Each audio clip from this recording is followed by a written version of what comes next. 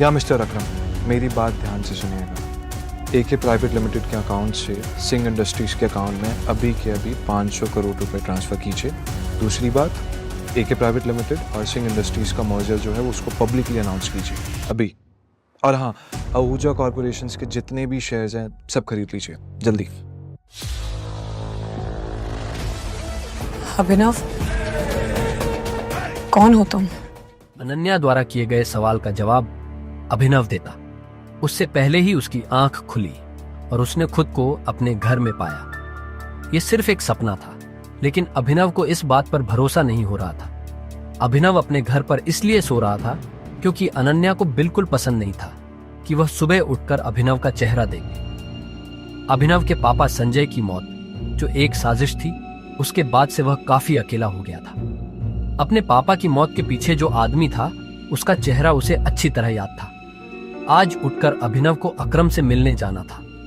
अभिनव जल्दी से तैयार होकर जब अकरम के पास पहुंचा तो अकरम उसे देखकर काफी खुश हो गया और कहा, आखिरकार हमने तुम्हें ढूंढ ही लिया टाइगर। टाइगर? हाँ, मैं पिछले 18 सालों से तुम्हें ढूंढ रहा हूं। तुम हमारे टाइगर हो, हमारे इस हजारों करोड़ के बिजनेस एम्पायर के वारिस, जिसे हम तीनों दोस्तों ने मिलकर शुरू किया था। मैं, तुम्हारे पापा संजय और राणा अग्निहोत्री। इतना कहते ही अकरम ने दीवार पर टंगी एक तस्वीर की तरफ इशारा कर दिया, जिसमें संजय, अकरम और राणा तीनों मौजूद। राणा को देख अभिनव को झटका लगा। उसकी आंखों के सामने वो दिन फिर से हरा हो गया जो वो हर सुबह देखकर उठता था। उस रात अभिनव के पिता को जिस आदमी ने गोली चलाई थी वो राणा था। दोस्त होने के बावजूद राणा ने अभिनव के पिता के साथ गद्दारी की थी। अभिनव की आंखें चिंगारी सी लाल हो गई। ये देख अकरम ने पूछा, क्या हुआ? तुम इतने गुस्से में क्यों हो? नहीं, मैं ठीक हूं। आपको मुझसे कुछ बात करनी थी ना? हाँ, मैं तुम्हें हमारी कंपनी द माफिया किंग के बारे में कुछ बताने वाला था। हम तीनों ने मिलकर द माफिया किंग को खड़ा किया था, जिसके नाम से पॉलिटिशियन, सेलिब्रिटी और इस देश का बड़े से बड़ा आदमी कांपता था। पर तुम्हारे पापा के जाने के बाद सब बिखर गया। इस बीच हमारे कुछ दुश्मन भी पैदा हो गए। उनमें से एक दुश्मन है दिग्पाल छिंगावत। वो सालों से तुम्हें ढूंढ रहा है। वो तुम्हें मारकर हमारा नामो निशान मिटा देना चाहता है। फिलहाल द माफिया किंग का सारा काम राणा का बेटा मोंटी संभाल रहा है, लेकिन अब से कंपनी के कुछ फैसले तुम्हारे हाथों में होंगे। अपने पिता के काम को अब तुम्हें ही आगे बढ़ाना है टाइगर। ये सुनते ही अभिनव हैरान हो गया। कल तक उसकी जेब में 100 रुपये भी नहीं थे और आज अचानक वो हजारों करोड़ की कंपनी का मालिक हो गया था। इसके बाद अभिनव अपनी नौकरी पर गया और वहां उसके बॉस ने उसे खूब सुनाया, क्योंकि कल अभिनव काम पर नहीं आ पाया था, जिसके कारण उसके बॉस को बहुत नुकसान हुआ। बात यहां तक पहुंच चुकी थी कि उसके बॉस ने उसे नौकरी से निकाल दिया।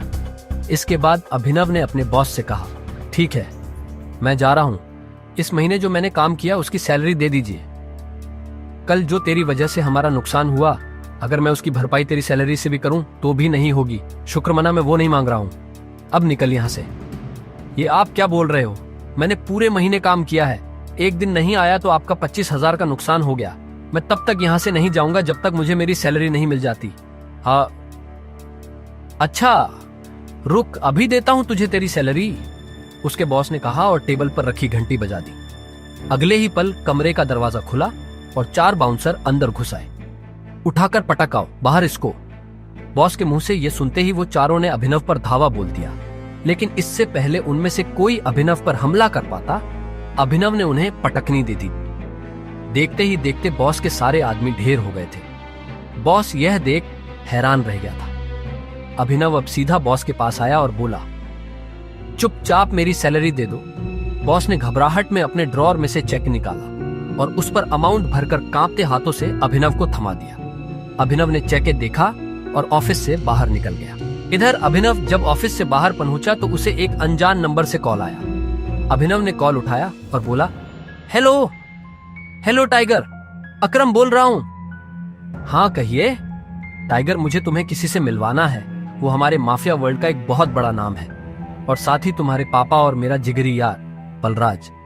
मैं चाहता हूं बलराज को पता चल जाए कि टाइगर लौट आया है, इसलिए शाम को डिनर के लिए होटल सफायर पहुंच जाना। मैं तुम्हें एड्रेस भेज रहा हूं। अकरम के मुंह से बलराज का नाम सुनते ही हैरान हो गया। उसने बलराज का नाम पहले भी सुना था। इस शहर में बलराज का नाम बच्चा बच्चा जानता था और हर आदमी उसके नाम से कांपता था। ऐसे में अभिनव को भी उससे मिलने में घबराहट हो रही थी। जिस बलराज से वो घबरा रहा था, असल में वो उसी का बॉस होने वाला था। आगे की कहानी जानने के लिए देखें अगला एपिसोड सिर्फ पॉकेट एफएम के यूट्यूब चैनल पर, और द रिटर्न ऑफ टाइगर के सारे एपिसोड्स को सुनने के लिए डिस्क्रिप्शन में दी लिंक से डाउनलोड करें पॉकेट एफएम ऐप।